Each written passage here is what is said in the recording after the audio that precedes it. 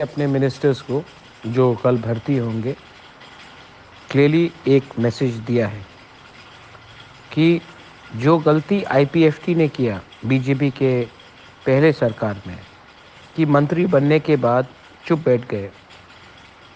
Policy जब हमारे लोगों के खिलाफ था तब उन्होंने आवाज़ नहीं उठाया, ये नहीं चलेगा।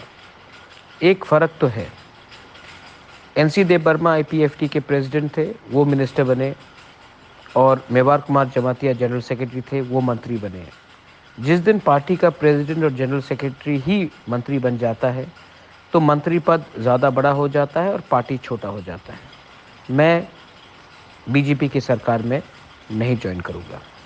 मैं बाहर रहकर एक प्रेशर रखूँगा और मैंने अपने मंत्री को कहा है, अगर हमें लगा कि काम नहीं हो रहा है, एक इशारा में आपको मंत्री पद छोड़कर हमारे पास आना पड़ेगा। प्रेशर अंदर से होगा, प्रेशर बाहर से होगा, प्रेशर सिविल सोसाइटी से होगा और प्रेशर सेंटर में भी अपना ही लोगों को भेजकर हम क्रिएट करेंगे। पार्टी इम्पोर्टेंट नहीं है, सिंबल इम्पोर्टेंट नहीं है। इम्पोर्टेंट है कि हम किस तरीके से अंदर घुस के प्रेशर रखें कि हमें अपना ज़मीन का, पॉलिटिकल राइट्स का, फंडिंग का, लैंग्वेज का, स्क्रिप्ट का, कल्चर का, ऐतिहासिक का करेक्शन मिले। अमित शाह ने पहला मूव किया है कि उन्होंने स्वीकार किया है कि गवर्नमेंट ऑफ इंडिया से गलती हुई है, आगे का रास्ता देखना है। लेकिन हमें हर तरीके से, हर तरफ से, अंदर से, बाहर से, सब जगह से प्रेशर रखना है। कैबिनेट के अंदर हमें प्रेशर रखना पड़ेगा, ये 2 मंत्री के थ्रू।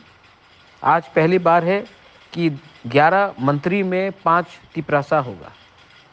संताना, ऋषिकेतु, अनिमेष, शुक्ला और विकास, सब तिपरासा है। पार्टी अलग हो सकता है लेकिन सब तिपरासा है। प्रेशर कैबिनेट में आपको रखना पड़ेगा। पार्टी के बाहर, कैबिनेट के बाहर मैं प्रेशर रखूँगा और सिविल सोसाइटी से भी आपको प्रेशर रखना है। अगर हम ईमानदार रहे तो पार्टी का इतना मतलब नहीं जाता है जितना हमारा ईमानदारी मतलब रखता है। तो ईमानदारी से काम कीजिए, एडीसी में काम कीजिए, कैबिनेट के अंदर काम कीजिए और दिल्ली में भी अपना ही आदमी भेजेंगे जो हमें रुकावट ना दे। सिंबल इम्पोर्टेंट नहीं है, फिर से जो दिल्ली में हमें हेल्प करे, कैबिनेट के अंदर हमें हेल्प करे, एडीसी में हमें हेल्प करे और जो हमारे लोगों को हेल्प करे, ये सबसे इम्पोर्टेंट चीज़ है।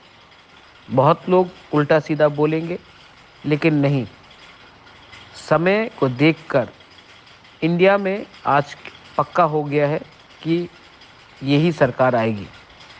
तो हमें यही सरकार से कॉन्स्टिट्यूशनल सॉल्यूशन लाना है। ऑपोजिशन, मैं जितना भी उनको प्यार करूं, वो पावर में नहीं आ रहा है। तो हमें देखना है कि कौन पावर में है और कौन ही हमें हमारा न्याय दे सके।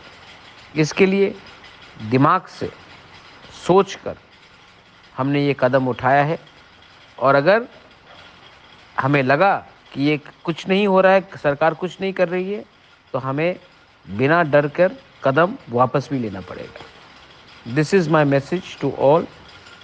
सोचिए, समझिए और राइट टाइम में राइट डिसीजन लीजिए।